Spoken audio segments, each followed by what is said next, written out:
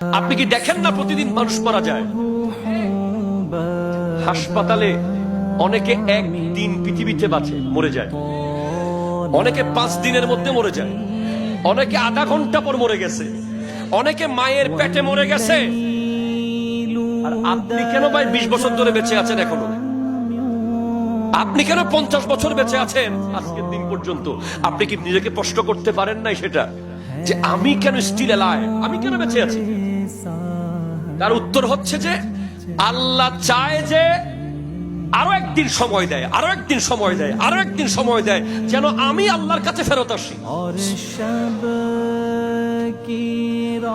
যেন আমি you turn করি। মনে রাখবেন, আমরা আখিরি নবীর উম্মত। রবি কাস্টমার কেয়ারে সিম ব্যবহার করি, কিন্তু আমরা সেখান থেকে কিছু শিখতে পারি নাই।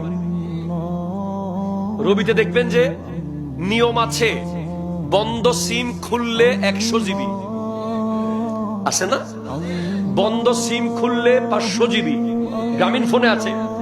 আমরা যারা গুনাহগার, আমাদের যাদের বহুদিন মসজিদের সাথে দেখা হয় নাই, বহুদিন কোরআনের সাথে দেখা হয় নাই, আমাদের জন্য সেরকম অফার আছে পাল্টে যাওয়ার। এটা হলো লাইলাতুল বরাত। বন্ধ হৃদয় খুলে দেন, সেদিন আল্লাহর পক্ষ থেকে পেয়ে যাবেন